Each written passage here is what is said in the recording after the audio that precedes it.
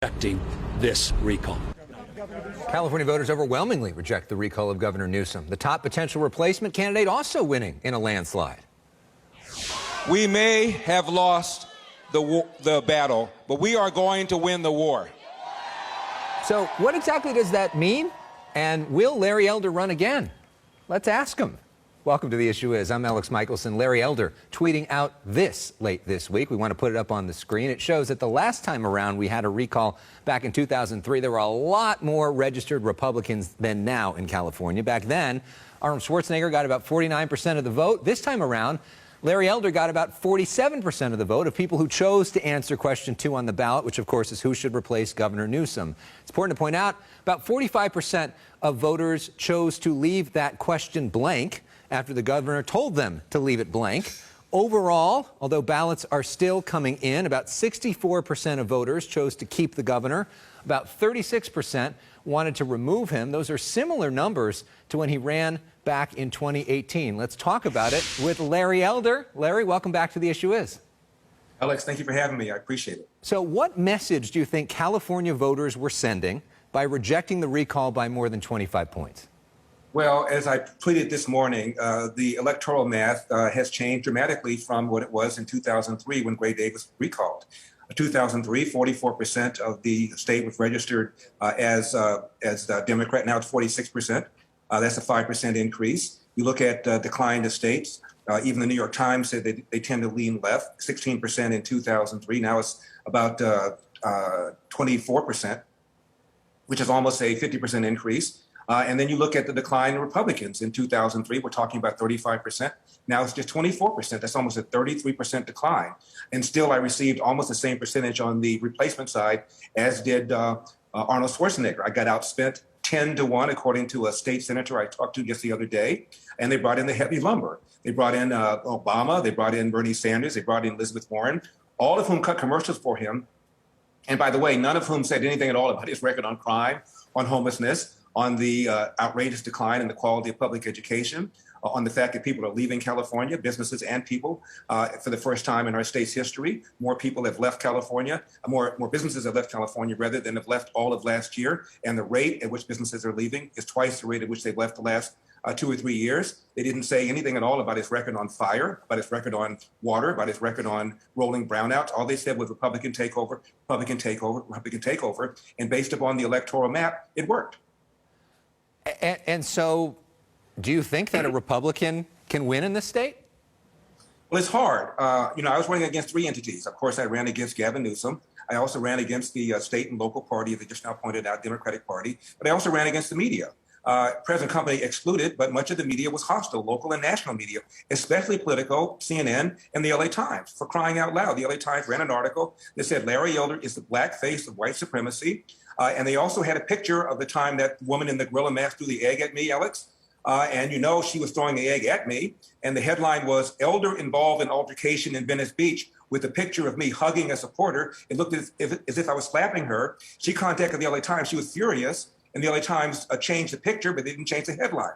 The CNN in particular, they ran with the allegation that I was abusive to a woman. I denied the allegation. But when Rose McGowan, the reporter, held a press conference and said that Gavin Newsom's wife tried to get her, Rose McGowan, to stop talking about Harvey Weinstein being a sexual predator, what can we do to make the story go away? She called allegedly on behalf of Harvey Weinstein's lawyer, says Rose McGowan. Gavin Newsom's wife did. And CNN didn't run a headline. Politico didn't run a headline. Washington Post didn't run a headline. The New York Times didn't run a headline. But all of them ran pieces about the allegation made about me. It's double standard. It was unfair. And it was a kind of unfairness to which I was subjected the whole time. And just to be clear, we ran a headline about that and about many of the stories throughout the time. So this election, though, I said present company. I appreciate it. And I mean that seriously, Alex. You were fair, but much of the media was simply not fair. Some of the things that were said about me, some of the things that were printed, I mean, absolutely, totally, completely outrageous. Larry Elder is anti-vax. I mean, there was a commercial that said Larry Elder's anti-vax. I've been vaccinated. I encourage people to be vaccinated. Right. All I said was I'm anti-government making a mandate of it. Very different. I agree. I do think some of the reporting was unfair and tried to call that out along the way. So the election increased your profile in a major way. It changed your life forever. Here's how your favorite paper, the LA Times, wrote about it this week. They say, it's now Larry Elder's California GOP. What's his next move? So we know that Governor Newsom is running again in 2022. Are you? I'm giving it a lot of thought. Right now, I'm decompressing. I'm going to take a few days off and figure out what I want to do. I have a lot of options, including, of course, going back to talk radio. But I must tell you, Alex, only in America can a black person be president of the United States and the black face of white supremacy. What a country. So we know that you took time off of the radio in order to do this. Are you going to go back on the radio? Again, I don't know. You know, Alex, I was reminded of a quote made by Golda Meir. She was talking about homicide bombers. And she said, we're going to continue to have this problem as long as Palestinian mothers hate their own children. Hate Israelis more than they love their own children.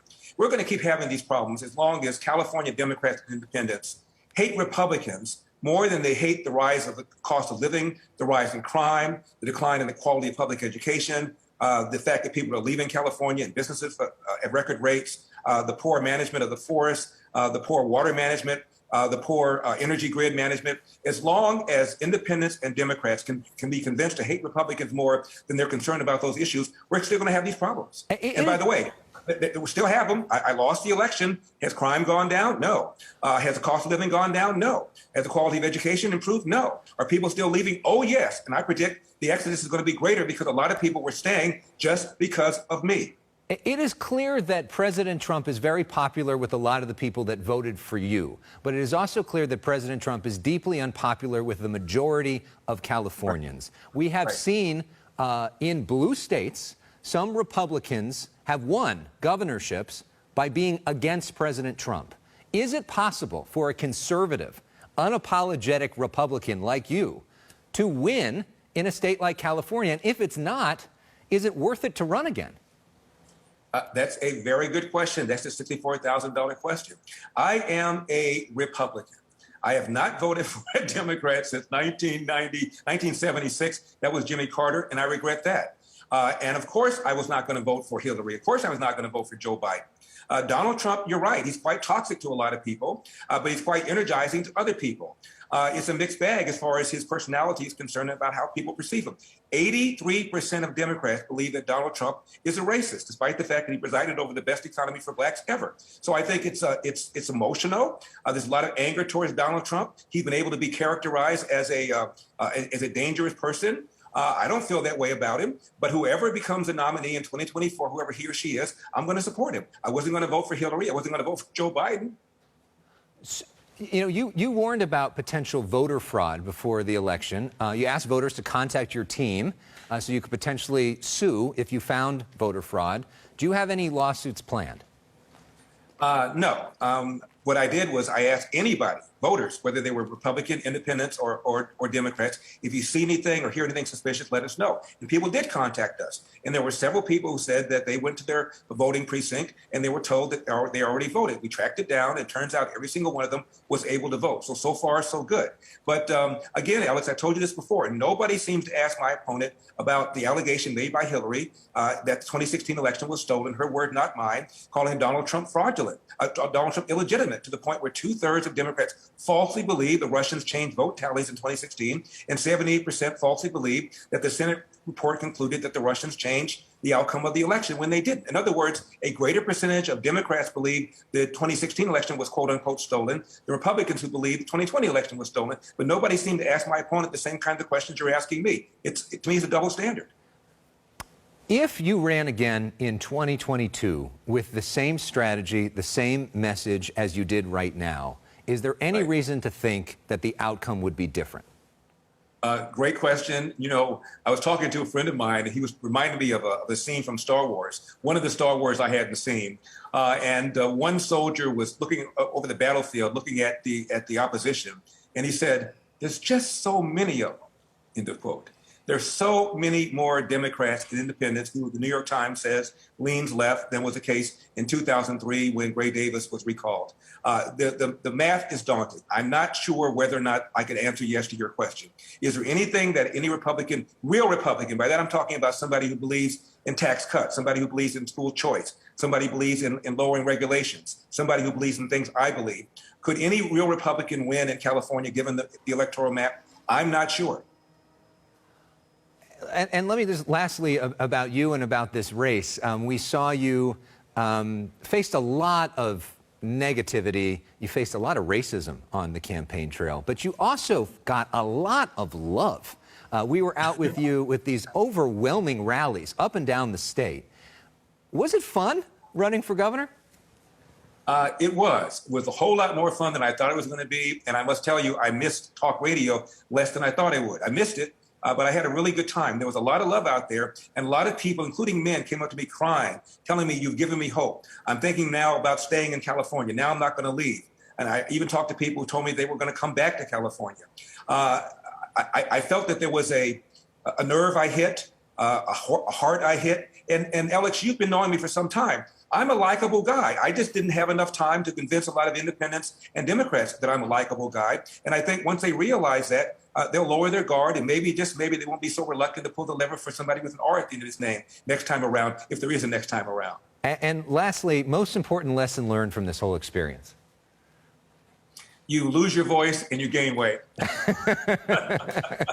Well, good luck on the diet. You sound great today. Larry Elder, thank you for coming on this show throughout the experience. We've enjoyed the conversations. Great to see you. And Alex, again, thank you for being fair. You've always been hard on me, but you've always been fair. And I respect that. All right. Enjoy a little rest.